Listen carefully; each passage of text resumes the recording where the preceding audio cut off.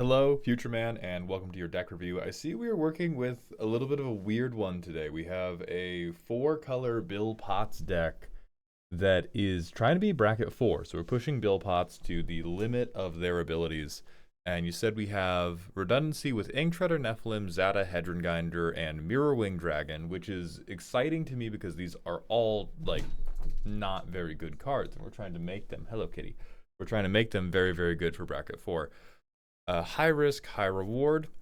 Now we have these other cards. The deck does not just stop working if any one piece gets removed. Any of them sticking can quickly snowball a game. The main weakness right now is interaction density. That sounds about right to me. Deck's very proactive, but likely needs more removal and stack interaction for the power level, and I'm having a hard time finding clean cuts without losing its explosive identity. So let's see.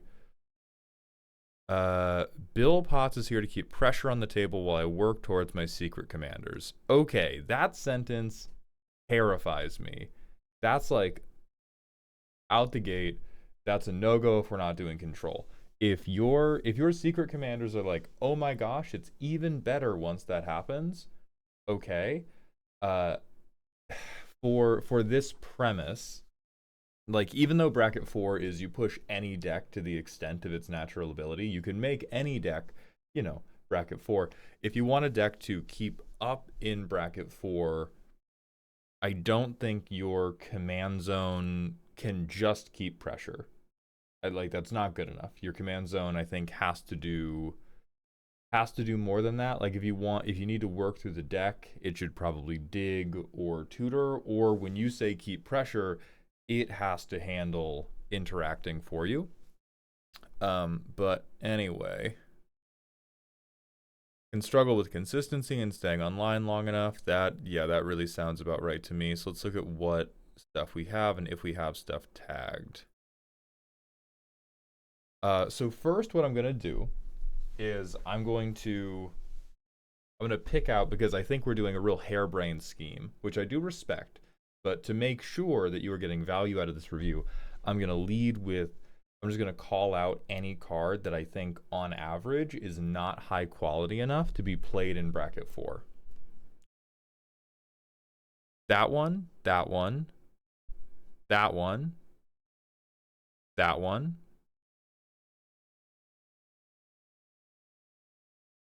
that one, that one, that one,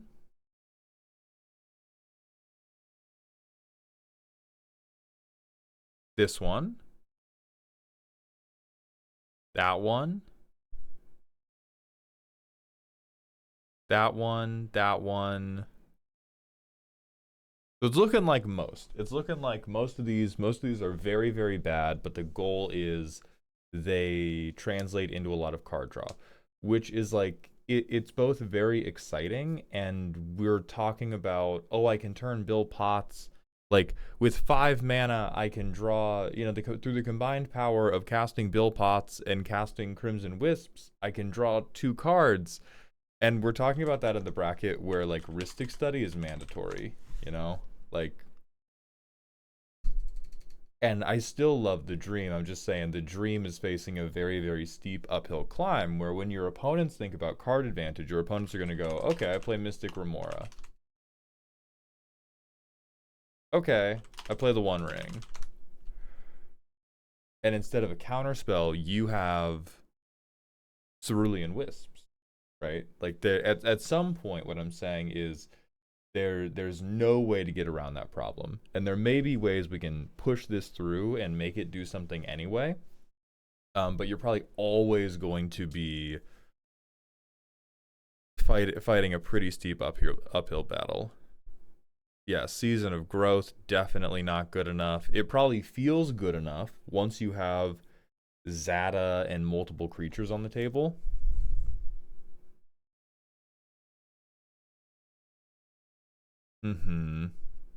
Here comes the money, so we're ramping too.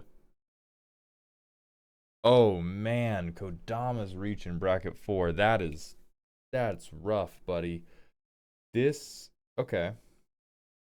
How do we fix this?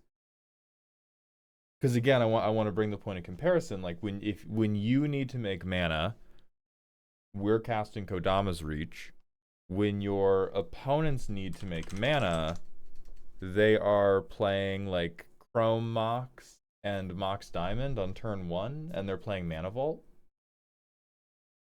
Like bracket 4 is really, we're taking all the breaks off, and you're still, I mean, this isn't even a theme card. You have a lot of cards that are like trying to stick pretty heavily to the theme. This one's just bad and slow. We could definitely make some movement in this section by just filling it up with fast mana. Because I presume you don't need to cast the 14th Doctor, right? I don't think we're digging for, what's he do? You put Doctor cards into your hand, he can enter as a Doctor. I see no other Doctors in the deck. It looks like he is just providing us 4 colors, which is reasonable. But for bracket 4, like, I need to make money. You're showing me, like, Moxen, you're showing me maybe Mana Vault, you're showing me Soul Ring, you're showing me Smothering Tithe.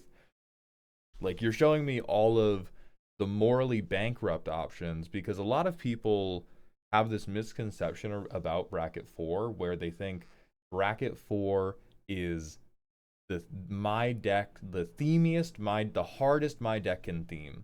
I'm theming my thing around crazy style. I'm theming Yaya style. I'm theming with any of the juice I want, and I'm going to come get you as quick as I can. Bracket 4 is where theme goes to die, because the people you are put up against are the Ristic Studies of the world. You may not have to play against the CEDH decks of the world, the Tim Necroms, but you're going to have to play against a list that is running just an absurdly high average card quality. So most of this stuff, like make a treasure token, which synergizes with what you want to do, I don't think it synergizes enough to be worth the sacrifice of not getting to Bill Potts sooner. Like, you want to be casting Bill Potts on turn 2 every game. And if you don't have hope of doing that, I think something is rotten in Denmark. Like, that is, I think, the new standard that should be in your head, especially if Bill Potts is meant to be the one getting you your engine online. And you've done a very clever thing by pairing it with this like broad color Doctor, where we could bring in we can bring in green ramps, so you can almost always start with an elf, and maybe via a combination of like land, elf, Moxen, I have Simian Spirit Guide or Elvish Spirit Guide in my hand, I can get the mana to get like turn 2 Bill Potts. And then turn 3, I'm like blasting through these card draw spells, and I'm trying to find the thing I need. And then turn 4, with my accrued resources, I can try to go for something really big. That sounds good to me. I don't think this ramp section is geared towards that right now. Let me be toxic. This is cute, but I think is also just disconnected from the speed at which bracket 4 decks are winning. Like, to me, this looks very much like a bracket 3 deck. It looks like a relatively neat bracket 3 deck, and a bracket 3 deck that could be very explosive, but it's so focused on the specific game plan it wants to do, rather than the like more generic good cards that are just flat out better than the things you have in here. That bracket 4 doesn't feel like the best fit for this. All right, so we have some things to do combat damage, sure. We have things to make creatures, which is that's another tough part, because we're adding rungs to the ladder we have to climb. So we have to get a token maker out. Have to have my commander out. I gotta rip a couple spells. I gotta hit one of my fork commanders, and then I gotta hit if I hit a fork commander or I hit a math checks out card, it's probably fine. Like, if I have Monastery Mentor and Leonin Light Scribe and my commander, that's probably okay.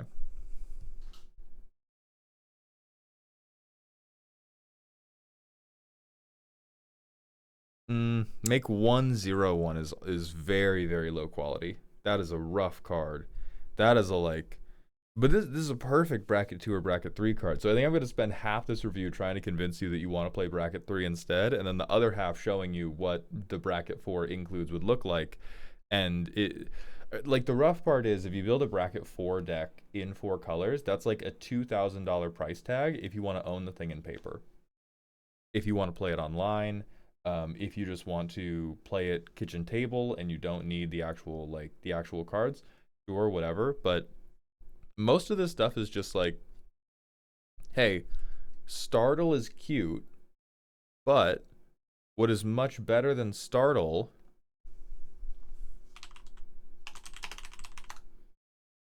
is a okay. Oh, I did wordly tutor. Hold on. What? Oh my god, I took the other L out. What's much better than Startle is I get the best creature out of my deck.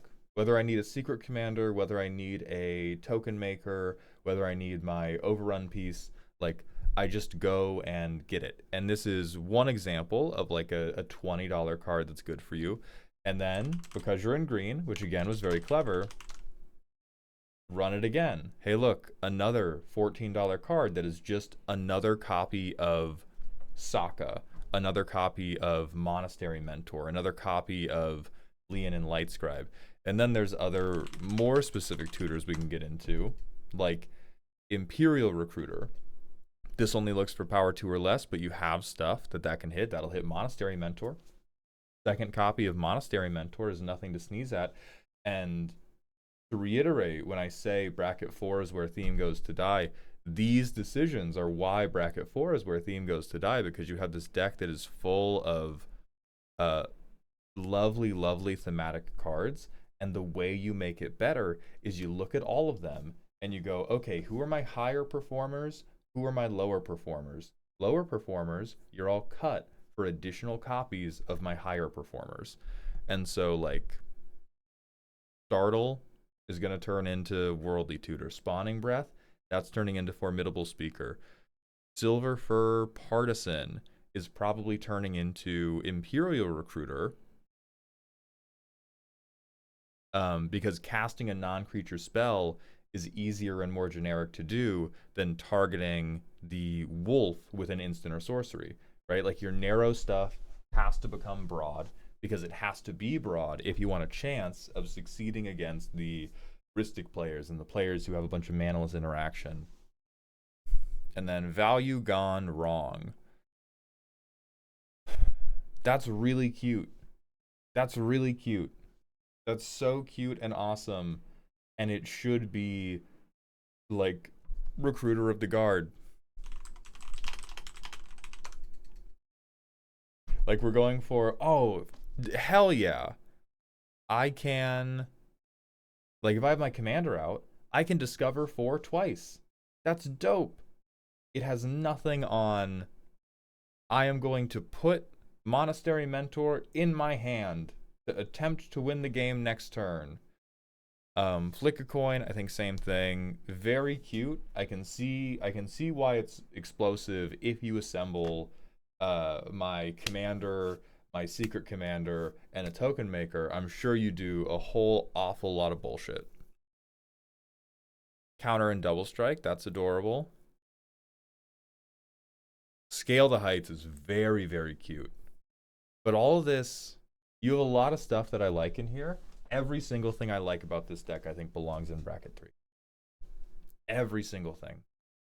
Because everything, like, you can take this to bracket 4. You're still going to struggle, but you can take it to bracket 4.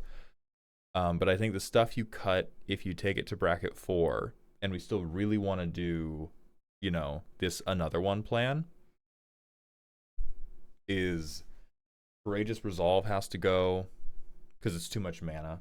2 mana you can barely get away with. Like, I probably shouldn't even let you, like, as a doctor, I shouldn't let you get away with 2 mana. I'm going to try to. But Courageous Resolve definitely goes. Everything in your ramp section except for Soul Ring and maybe Stormkiln Artist goes. And they become Moxen, they become Mana Vault, they become 1-drop elves, or they become like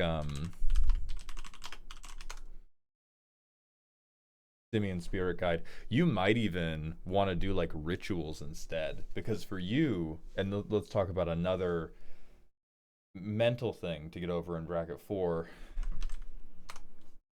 is the pyramid of deck identity. I don't know. I'm sure you've seen a lot of these. These memes were really popular when I was a kid, about like, here's a pyramid. You can use it with any area of life. You get to pick two spots of the pyramid that you want to reside on. And for Commander, the corners of the pyramid are speed, resiliency, and interaction. So if you want speed and resiliency, which you seem to want, you can't have any interaction. You just don't get to do it. You can have maybe one free counterspell. You're in blue. You can have Fierce Guardianship. You can have Force of Will. But the deck does not have 99 cards, is not enough cards for you to have enough resiliency, speed, and interaction that you will see all of them every game. The Tim Necrom players kind of get there, and that's because they're playing fucking Tim Necrom, and it only happens when they stick Rhystic Study turn 2. So I think if you want this to be bracket 4, you give up on interaction. You want to be taking notes from Godo CEDH players. Godo CEDH players care not what you are. They care not what the meta is. They care that they are trying to cast Godo and get to their infinite combo as quickly as possible. So if you really want to do this in bracket 4, I think you dedicate towards, I have to play Bill Potts as quickly as possible, and then I have to dig. And I'm going to hope that I can politic, which means lie, effectively enough that the table will bully other win attempts while not stopping mine, and I just get away with it. Because if we give you a bracket 4 interaction suite, it's gonna cut off speed or redundancy. It just is. There's no way to stop it. Same way, if you want to go fast and have the interaction to protect your win attempt, you aren't gonna have redundancy. You're gonna have like Bill Potts in a dream. It's just tough. It's just tough like that. So let me see the speed we're currently working with. So like we don't have ramp. We have one of our secondary commanders. We have some targeted stuff, which is good. In bracket 3, I would try to rock with this. In bracket 4, completely unplayable hand because you have nothing to do and no interaction for 4 turns, which means you just lose. So we go Stomping Ground. Okay, lucky us. We hit our overrun piece. So we actually top deck one of the pieces of our win attempt. We get a Venerated Rot Priest too. That'll be nice. We Fabled Passage. I'm going to get a Mountain because it seems like a lot of your card draw spells had red on them. I stick Bill Potts. I get a land. I Mirror Wing Dragon. And now I'm going to get explosive. Now, if they let me untap with this, boy howdy, are they in for a rude fucking awakening, right? The party's about to begin. Because I go 1 mana, Shadow Rift, draw 4. Target opponent gets 4 poison counters. All of my creatures get +4/+4, and they have shadow so they can't be blocked.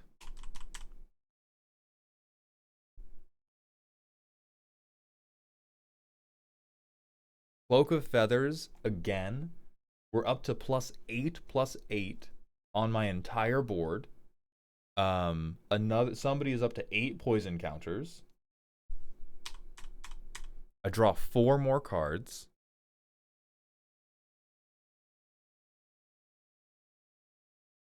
We're up to +12/+12. And that's with notwithstanding the +2/+0 and first strike from this card. It's awesome, right? We're living the dream. And so at this point we have what, plus 14 plus 0 on each creature. Somebody's dead. We've killed one player to poison counters at the point that this resolves. And then we're making 4 treasures too, so we have 4 more mana to work with.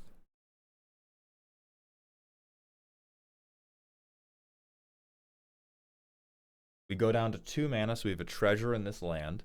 We scale the heights.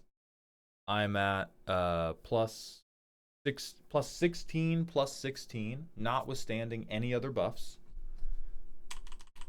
Draw 4 more cards. I believe I can play 4 more lands this turn. So bam, land, bam, land. I'm gonna slip through space. I'm gonna leap, you know, and we get to lethal. And so what I think you have here is a really, really good and explosive bracket 3 deck. I don't think it's a bracket 4 deck, or at least I don't think that the deck you have... I don't think that the deck you have put in front of me and the feedback you have asked for is a bracket 4 deck, because also notably we had 0 stack interaction the whole time. We had a protection spell, right? We were tapping out on all of our turns to set this up. And so if we want to utilize any of our protection, it means that we are delaying this by at least 1 more turn. We have nothing to say about a counterspell. We have nothing to say about anybody else putting out a win attempt. Right, it's that pyramid I talked about. Having all of these different cool effects to make the deck go off when it goes off means it's not that you're missing a card, or like don't know about a card. It's that no card exists that can fill all of these roles at once. So if you want to take it to bracket 4, I think you can. I think your mana generation has to speed up a ton. Turn 6 to try to do this is really, really cool. If you did it in bracket 4, somebody would try and stop you. Like they probably... Maybe you can trick them. Like the politicking angle is I convince you to let Mirrorwing Dragon resolve, and then even if you counter any of these individual spells, it's probably not good enough to stop me. That said, I am lying at least a little bit, because Flusterstorm is a card, does exist, and if they hit Ancestor's Aid with Flusterstorm, your win attempt stops there because you don't get the treasures. But if we want it to happen in bracket 4, this timeline right here needs to get compressed by like 2 turns. If you were trying to do this type of thing by like turn 4, I'd be like, yeah, you're a maniac, but yeah, go for it. Trying to do it on turn 6, you are a very aspirational bracket 3 deck. So I think I went over a few times the first layer of cards that you would need to cut back to make this happen. The types of things you would need to add in is just more faster mana, and then more tutors for the cards that just make this happen instantly. Like I could definitely see a threats undetected pile.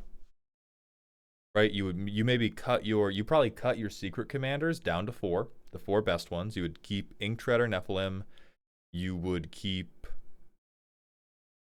Mirrorwing, you would keep Zata. Maybe just those 3. I don't think the copiers are quite good enough for bracket 4. I think it has to be a fork, which if you're unfamiliar with the terminology, just means the things that split to everything instead of only to one other thing. You already have the copy one time in your command zone. I think that's good enough. So you go down to like these 3, and then you do a threats undetected pile that has 3 of them and a token maker every time. That's the type of stuff you do to get this to bracket 4. Your worldly tutors, your formidable speakers. I would be looking at CEDH decks for examples of tutors, for examples of fast mana. Look at maybe what the Izzet decks are doing. Your game plan is not incredibly different from a Krakashima game plan. The way you're gonna win definitely is. But Krark kind of gets away with playing a lot of garbage spells because they're gonna copy a million of them. So you can Google Krakashima CEDH list as well, see if they have any particular tricks. But the main thing we have to do, you gotta go faster, and I think you probably give up on having good interaction. Like, you can chuck in one Force of Will, you can chuck in one Fierce Guardianship and see if you have it when the time is right. I think what you're gonna have to do is go all in on crack smoking, metaphorically speaking, and a little bit on redundancy, and just hope that you can trick people. So I'm not sure if that is the advice you were expecting to hear, but I hope it helps. And I wish you the best of luck with this deck. It looks really cool, whether you keep it at bracket 3 or you do make a run for bracket 4.